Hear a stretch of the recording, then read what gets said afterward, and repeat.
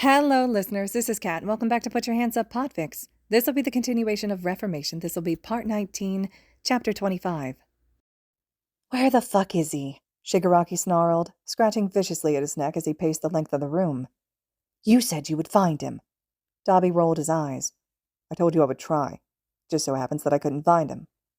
It shouldn't be that hard, or are you just so useless that you can't find one man? Listen, Krusty. I was able to tell you that the guy moved to America. That's more than anyone else has been able to find out. Shigaraki turned his red eyes on Dabi, glaring and hissing angrily. America is massive. I can't have Kurogiri opening random portals in America looking for Deku's dad. I need an actual location. Maybe don't make statements you can't back up. You can't go telling heroes that you're going to kill a guy when you don't even know where he is. Before Shigaraki could launch into another screaming fit, the computer screen in the corner flickered to life, displaying its typical message that video was unavailable. Tomura, an even and deep voice spoke, catching everyone's attention.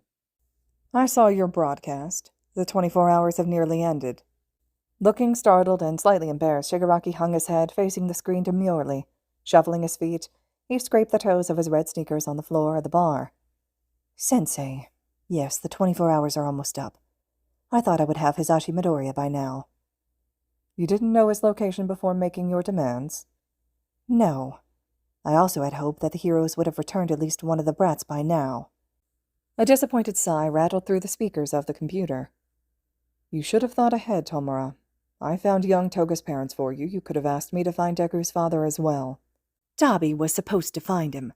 Do not blame your shortcomings on others. It is unbecoming of a leader now.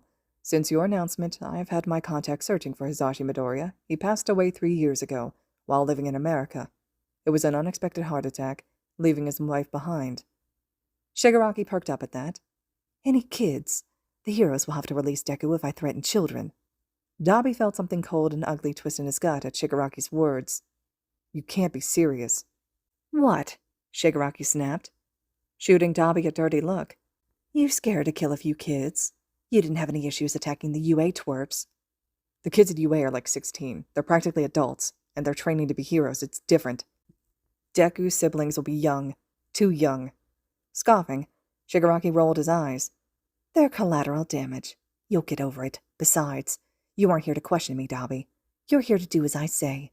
And if I tell you to kill a couple of kids so we can get our people back, you'll do it. Is that clear? Dabi's eyes narrowed further, smoke slowly spiraling off his skin. Looking at Spinner, he curled his lips in a sneer. Is this what Stain would want? Huh? Do you think he'd agree with slaughtering little kids? I mean, Spinner started, shifting nervously from foot to foot. He wouldn't. But he also spoke of making sacrifices. Maybe this is a sacrifice we have to make to cleanse the world. Twice nodded along. It's not cool, but if we have to, then oh well.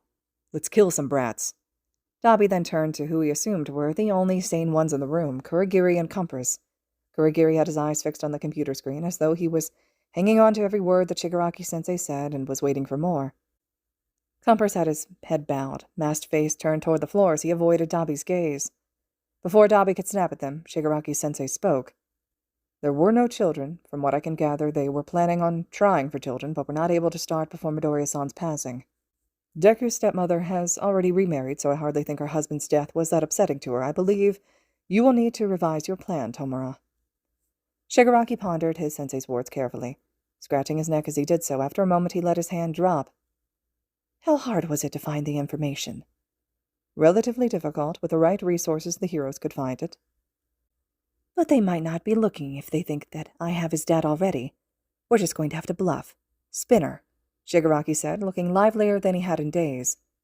Go find me a man that we can pass off as Deku's dad. Make sure he has dark hair and freckles. That way he looks more like Deku. Take Twice with you. He's been irritating me. Compass, find me a woman that will pass off as Deku's stepmom. I really don't care what she looks like, just make sure the age works. And Dabi, since you're so picky about what kids you'll kill, go find me 1 or 2 brats. We can say that they are Deku's half-siblings. Make sure they're cute, though. Heroes are more likely to want to save cute kids. We can trade them for Deku and Toga. It is a gamble, Tomura, Shigaraki-sensei said evenly. But if it is one you are confident in, I will allow it. Shigaraki nodded triumphantly, smiling his eerie grin. When no one moved, Shigaraki snapped his fingers impatiently, giving them all a pointed look, Spinner was the first to move, grabbing Twice's arm and leading them out. Compress followed after, keeping his head ducked. Kurogiri was fixated on the screen still, watching and waiting. Dabi was the last to move, slowly standing. "I'll grab my disguise and then head out," he said when Shigaraki glared at him. Back in his room, Dabi grabbed his old, beat-up backpack and shoved a handful of clothes in, along with a roll of cash that he always kept hidden. From a hidden place in the floorboards, he pulled a small box and flipped it open, confirming the little red bullet was still inside. Bearing that at the bottom of the backpack, he then slipped on a black hoodie, sunglasses, and a face mask, hiding the majority of his scars. When he got back into the main area of the bar, Shigaraki and Kurogiri were gone, and the computer screen was black again. Dabi trudged past and snuck out the door, following the alleys and side streets until he felt that he was far enough away. He pulled one of the many burner phones from his pocket and dialed a number, raising it to his ear to wait. "Hey, man, listen, I know we have that meeting today to talk about the plan, but the meeting's off," Dabi snapped, cutting off the speaker. "So is the plan." A startled squawk sounded from the phone. "What? Why? Dude, if this is because I was going to reschedule, then I'm sorry. I can shuffle things around and make it to the meeting. With Shigaraki making his threat, though, things have been crazy." "No, dumbass, it's not because you were going to cancel. It's because I'm leaving the league." There was silence for a moment. "You're just leaving the league? Shigaraki's just letting you?" Dabi snorted. "Hell no. He has no clue I'm leaving. I just packed a bag and walked out when no one was looking." "Oh, okay then. Are you calling me to tell me who my new contact is?" "Of course not, Birdie. I'm calling you to tell you that you need to drop the act and steer clear of the league. Stop trying to play spy. Just stay out of it." "We've been over this. I'm not a spy. I hate the commission and—" "Yeah, sure. Maybe you really do hate the commission for whatever reason, but you're a spy, Hawks. I've known from the start. But I thought it was funny to watch you try, and sometimes you had good information, so I let it play out. But Shigaraki is going to go off the rails, and no one is stopping him. I thought his sensei, whoever the fuck that is, might talk some sense into him, but he doesn't seem to give a shit, so I'm out. I can reach my goal without them, so there's no point in staying. But I owe Deku a favor, and I hate being in anyone's debt. So here's what's going to happen. I'm going to give you some information, and you're going to pass it on to Deku and Toga. Got it? You can pass it on to whoever is calling your shots, too. That way, you have something to show for all your efforts. But then after that, you're going to ditch the burner I gave you, and we are never going to speak again. Is that understood?" Hawks huffed before answering. "Fine. You burnt chicken nugget-looking motherfucker. What have you got to tell me?" The sound of a door opening startled Deku awake from a surprisingly deep sleep. Bolting upright, he lost his balance and landed in a heap on the floor beside the couch, startling Tamaki and Mirio, who were both sitting on the floor, leaning back on the couch, dozing. Tamaki jumped violently, swinging and accidentally smacking Mirio in the face, who just laughed loudly. Hearing the ruckus, Eri let out a shriek and sat up from where she had curled herself up on the couch. Nijiri, who had fallen asleep on a pile of blankets and pillows in the corner, just drowsy, had sat up, gently rubbing at her eyes. The group had stayed up most of the night, watching movies, and had only gotten to sleep sometime in the early hours of the morning. They slept through the morning, even when Mike and Aizawa had cooked and eaten breakfast. "What's going on?" Nijiri asked, blinking sleepily. "Wow, you've got a lot of kids, Eraserhead," an unfamiliar voice said, half laughing. Sitting up from where he'd fallen, Deku looked over at the door only to let out an even louder shriek than Eri had and flung himself backward against the couch. Standing in the open door beside Nezu, Mike, and Aizawa was none other than Hawks, the number 3 hero. "They're not my kids," Aizawa grumbled. "Most of them don't even live in this dorm." "Hawks has some information he needs to share with us. Mike and Racerhead, could you please come with me? We're going to the 1B dorms and discussing everything in Vlad King's home office," Nezu said as he stepped into the apartment, Hawks following behind him. As Hawks got closer, Deku shrunk even further back, carefully watching the man's every move. When Hawks saw this, he pulled his wings closer to his body, making himself look a little smaller. "Don't worry, kid. I'm not going to hurt you." "Doesn't mean I trust you." Hawks laughed good-naturedly. "Fair. You've been through a lot. I gotta ask, though. What have you heard to make you not like me? Or is it just a general thing with heroes?" Before Deku could answer, Eri climbed into his lap, clinging tightly to his shirt and looking at Hawks distrustfully. "Deku, who is that?" she asked quietly. He wrapped his arms protectively around her. "That's Hawks. He's a hero. Or at least that's what he says." That had everyone looking at him with a varying degree of confusion and apprehension. Hawks didn't laugh this time. He quietly cocked his head, his thick brows pulling down. "Have I done something to make you mad, kid?" "You're a mouthpiece for the commission. Deku spat, his fear twisting into something closer to anger. You're just a soldier for them. If you're here because the commission sent you to take Eri, then you might as well turn around and leave now, because I won't let you take her. Aizawa's frown deepened as he took a small step, placing himself so he was between Hawks and the kids. Is that why you're here? What? No! Kid, Midoriya, I don't know where you heard that, but... Kigo Takemi, taken in by the commission at 6 years old, underwent strict quirk training and private hero lessons. They fronted the money and pulled the strings to get you an agency when you were 18. They hired everyone who worked there and basically run it for you. You do what they tell you, and you do it without complaint, Deku said bitterly. He gave a dark chuckle, shaking his head. Honestly, I would feel bad for you if you weren't constantly defending the commission in interviews and stuff. Do you really believe that stuff, or have they just brainwashed you? Hawks had gone deathly pale as Deku spoke. His expression had twisted into something akin to fear. How? He choked out. How do you know my name? That's what you're so concerned about? Your name? Not the fact that I know all the other stuff. I haven't heard my name since I was a kid, Hawks said, his hand shaking in front of him as he pulled them close to his chest. Deku's eyes narrowed. What? My name.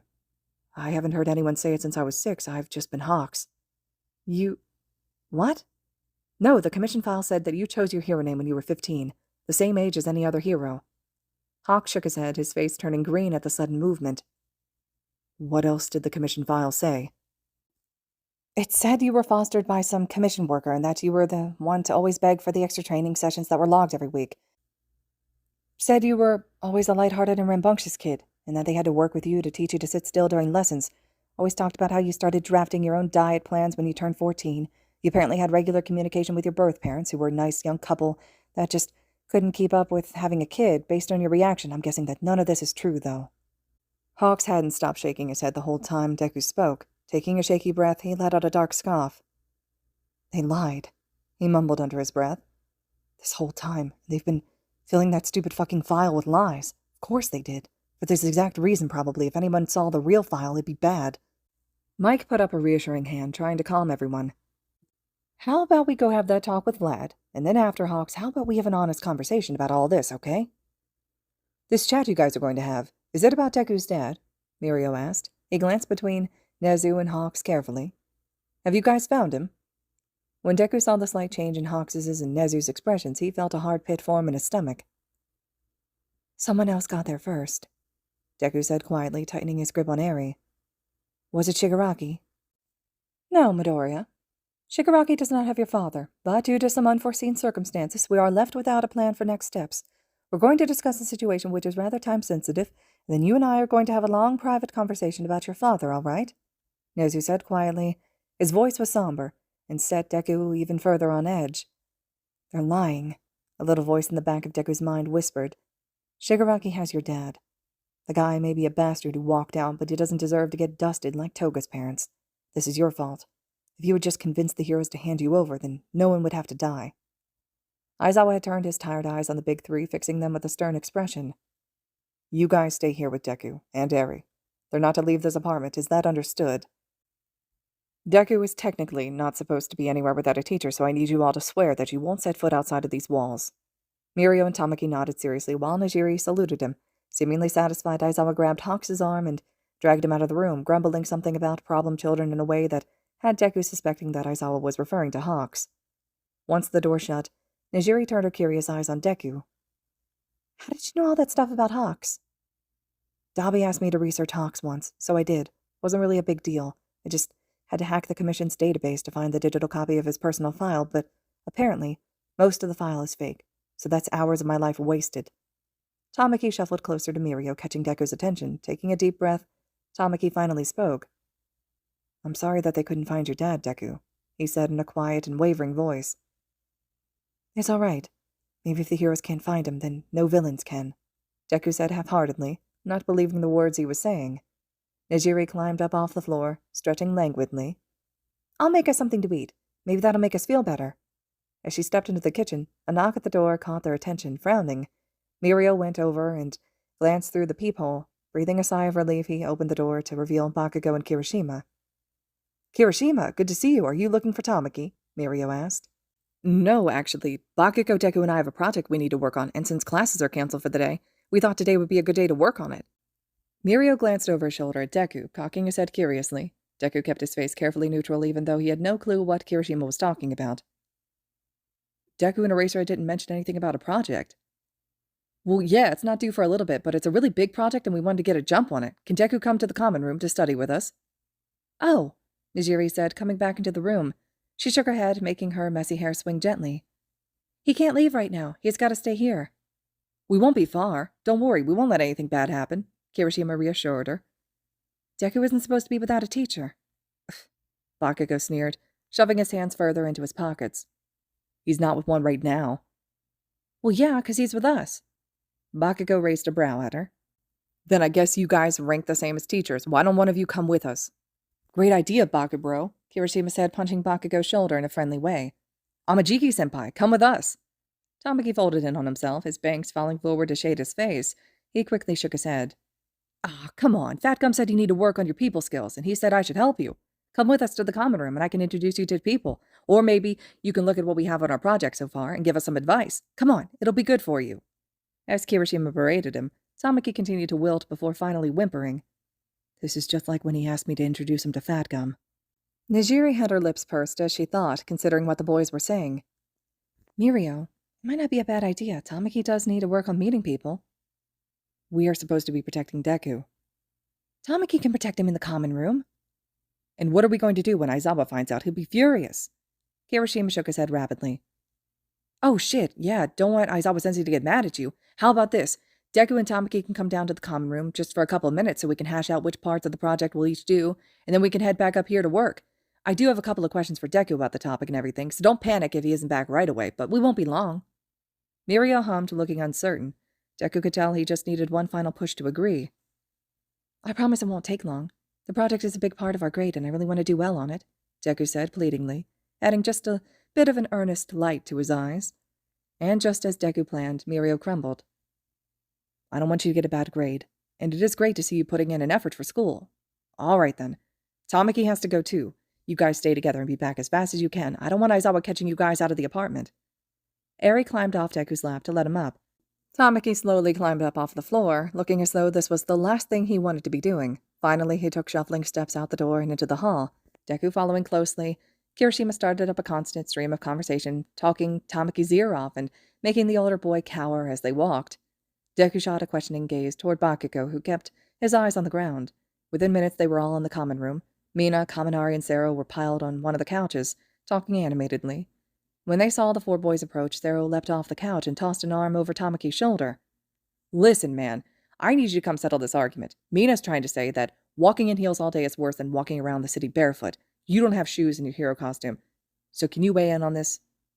I need to stay with... Bakugou set off a pair of loud and concussive explosions, making Tamaki violently flinch. Back off, weird face. We have to work on our project, Bakugou yelled. Ah, Bakubro, don't spoil the fun. Let Tamaki-senpai answer, Kirishima said, laughing loudly. You guys just don't get it, Mina shouted shrilly.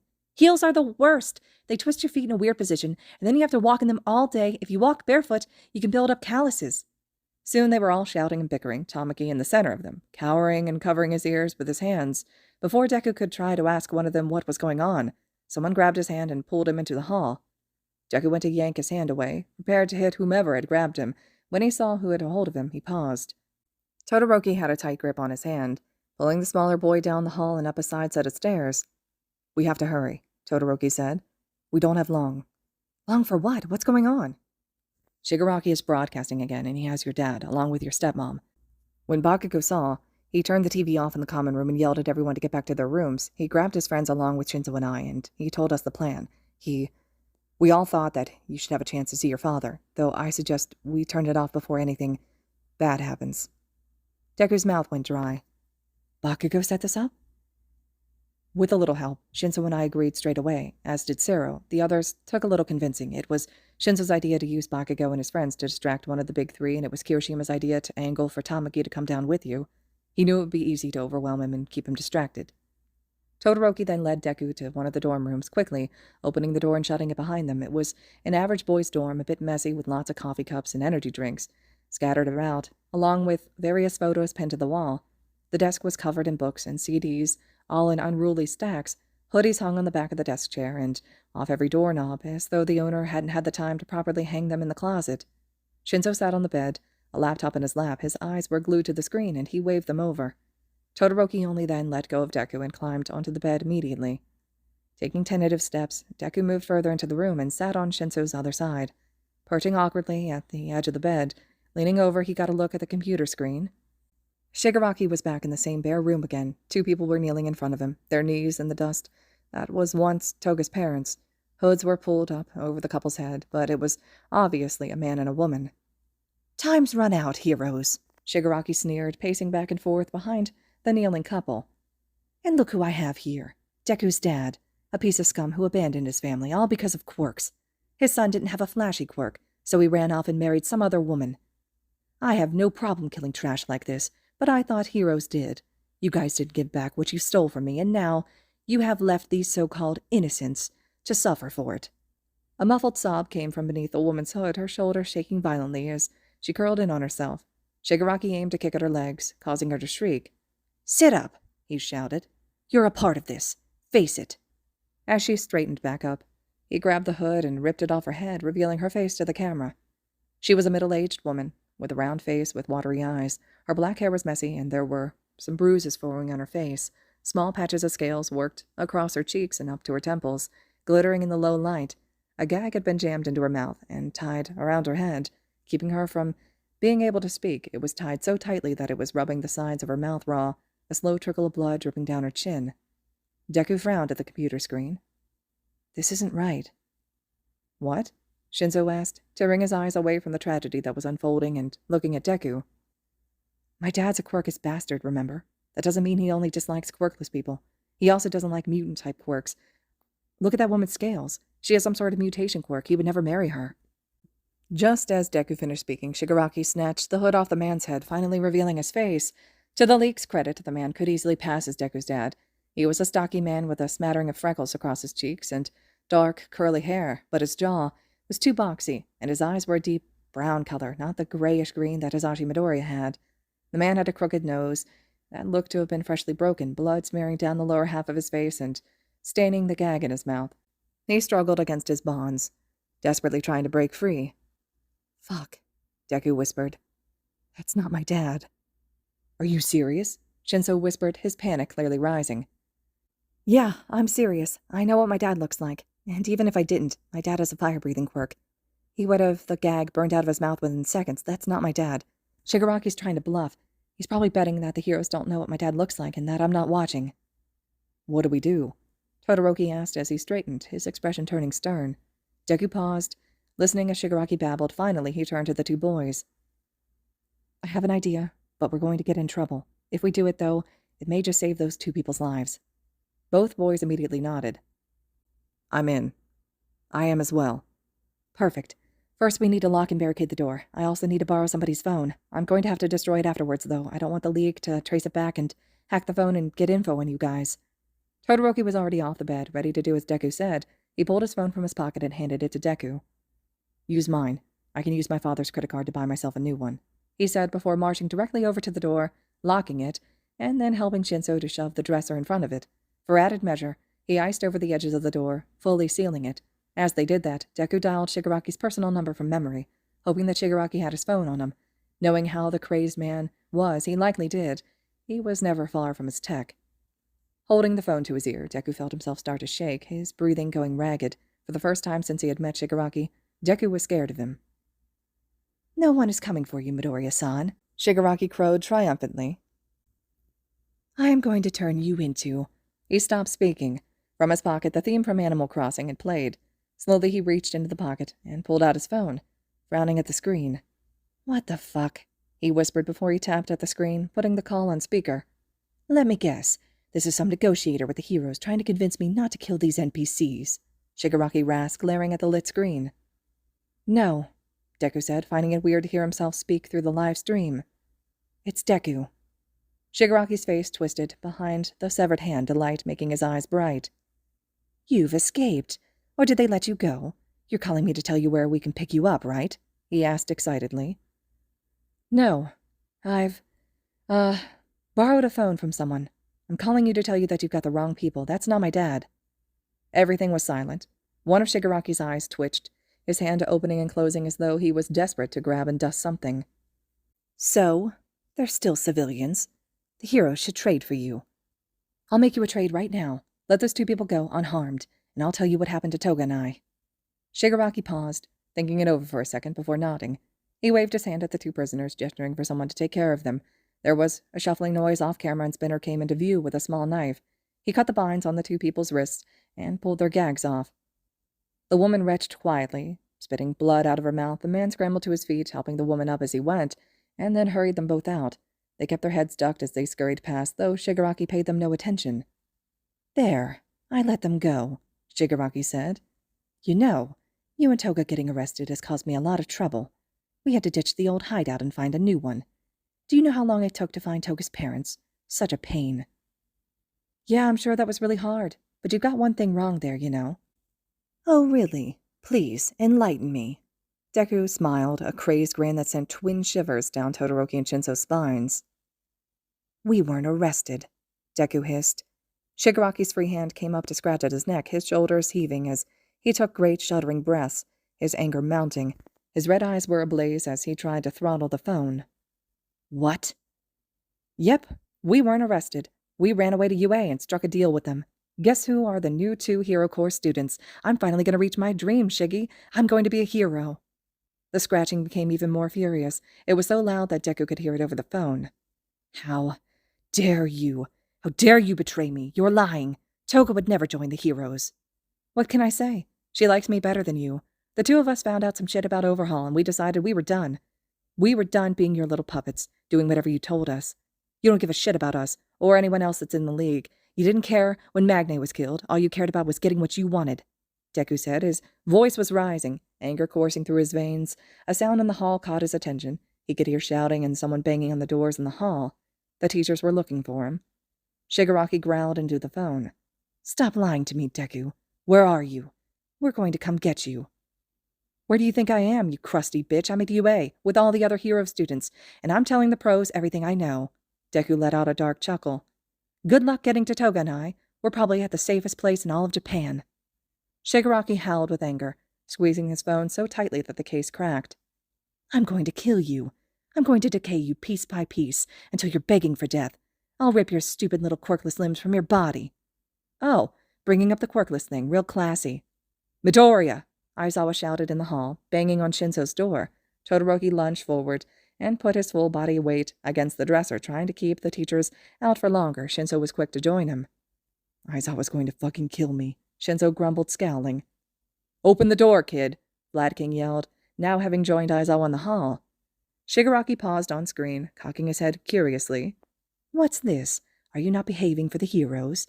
Maybe you are still a villain." "I was a freelancer. It's different," Deku snapped. "And I guess old habits die hard." The banging on the door got louder. Deku scrambled off the bed and pressed himself into the farthest corner. The ice began to crack around the edge of the door, and the dresser was shifting, even with the combined weights of Shinso and Todoroki pressing against it. "I don't have long, so I'm going to skip ahead a little in the conversation. You're going to keep threatening me and Toga. I'm going to act like it doesn't bother me because, newsflash, asshole, it doesn't. And then I'm going to give you my threat. So listen closely. You come after anyone I care about, and I'll make sure you wish you had never crawled out of whatever hole you came from. I will ruin you. If you think death is the worst thing that can happen to a person, then you must not have paid attention to the work I did, because I can tear you to shreds without ever being in the same room as you. Have I made myself clear, Tomura Shigaraki?" "You're a dead man, Deku." "Not the first time someone has said that to me, and I'm sure it won't be the last."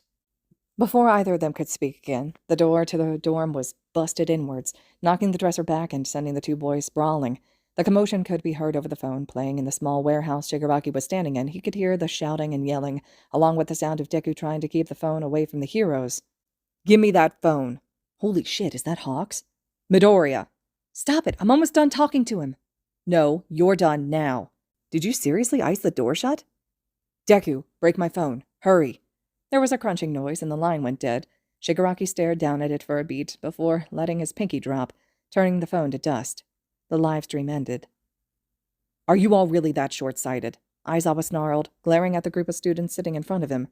After Deku had crushed Todoroki's phone with a well-aimed stomp, The heroes had gathered the students who had been involved in the plot or complacent in it, and forced them all to sit in the common room to be scolded. Mirio, Nijiri, and Tamaki were squished together on one love seat, Tamaki in the middle and being cuddled by his two partners. His head was bowed low as his hands shook, guilt racking his body. Bakugou, Kirishima, Kaminari, and Sarah were on another couch. Mina perched precariously on the armrest. None of them looked too upset about being yelled at, though Kirishima did have his eyes downcast. Todoroki and Shinso had squeezed themselves into an armchair, staring at the teachers unrepentantly, not at all ashamed about what they had done. Deku sat in the other armchair, alone. Vlad King had gone back to the 1B dorm to sit with Toga, who had apparently seen the live stream and had begged to go with the teachers to find Deku. Midnight had refused, saying that the girl had to stay with her. Now that Deku was found, Vlad thought it best to go and help calm Toga down. That left Nezu, Aizawa, Mike, and Hawks in the 1A dorm with the offending students. He was only supposed to be gone for a minute, Mirio said defensively, and Tamaki was going to be with him. Deku is in the rehabilitation program. He's not supposed to go anywhere without a teacher, especially not around other students, and the first time I entrusted him into the care of who I assumed were responsible senior students, he snuck away to call Shigaraki, Aizawa snapped. It wasn't Deku's idea, Shinso said, catching his mentor's attention. We came up with the plan, so really, we kind of kidnapped him. Oh, really? So it was your idea for Deku to call the League? Well, no, that part came later when we realized that the League didn't have his dad. We just wanted him to have a chance to see his dad just in case things went wrong. Mike was pinching the bridge of his nose, trying to fight off a headache. Do any of you realize how reckless this was? Todoroki nodded. Yes, and I would do it again. Aizawa shot him a dirty look. Don't be mad at them, Deku cut in. It was my idea to call the League. If you're going to be angry at someone, be angry at me. They shouldn't be angry at any of us. If we hadn't helped you to get to Shinso's room, you three wouldn't have been able to save those two people, Sarah said, their dark eyes flashing with anger. You guys expect Deku to learn to be a hero, right? Well, he just did what a hero would do. He risked himself, not only by painting a target on his back with Shigaraki, but by getting on UA's bad side, all to save two innocent people. Sure, he didn't do it in the way a pro-hero typically would, but he did it the only way he knew how. He used his brain. Yeah, Mina chimed in, growing confident as her friend spoke. Deku convinced Shigaraki to let those two people go, and then kept him on the line long enough to let those people get far away. Kaminari nodded along. And I bet if we find those people, we can find out where the League's base is. That wasn't their base, Deku said. Frowning, he started to run over everything in his head. Shigaraki's smart enough not to film inside his hideout, but he isn't smart enough to leave his phone in the base when he goes out. That means he had gone to and from the base while carrying his phone, and since he is addicted to Pokemon Go, his data and location will always be turned on. If I take apart Todoroki's broken phone, I might be able to salvage enough to trace a link to Shigaraki's phone. From there, I can use the identifying data to hack into his service and read his digital footprint. Then I might be able to triangulate where the base is. Bakugou rolled his eyes. Stop mumbling, fucking nerd. Such a dick, Kachan. Huh? What did you say to me? Aizawa's eyes flashed red as Bakugou jumped to his feet, ready to fight Deku. That's enough. You all have detention. You'll be scrubbing the dorm building from top to bottom until it's spotless. The third years will be doing that in their own dorm building, and then Todoroki, Shinso, and Deku will be installing a new door and building a new dresser for Shinso's dorm. None of you are allowed to go on any trips with your classmates off campus for a month, and Deku, since you already can't leave campus, you aren't allowed to visit Toga at the 1B dorms for a month. Have I made myself clear? The big three quickly nodded, while the 1A kids just pouted, sighing heavily. Aizawa shook his head. You kids are going to be the death of me. All right, everyone back to their rooms. You third years can go back to babysitting Eri, though if you do any more stupid things, there will be hell to pay. Midoriya, you're coming with me. Mike, Hawks, and Nezu to have a talk. Shinso raised his hand. My room is trashed, so where do I go? It's your fault the room is trashed, so figure it out. Todoroki elbowed Shinso gently and jerked his head toward the stairs. You can stay in my room until we fix yours. All right, listeners, this concludes Chapter 25 of Reformation. Chapter 26 will be next. Hope you all are still enjoying this one. Let me know your thoughts or reactions, and as always, thank you so much for listening.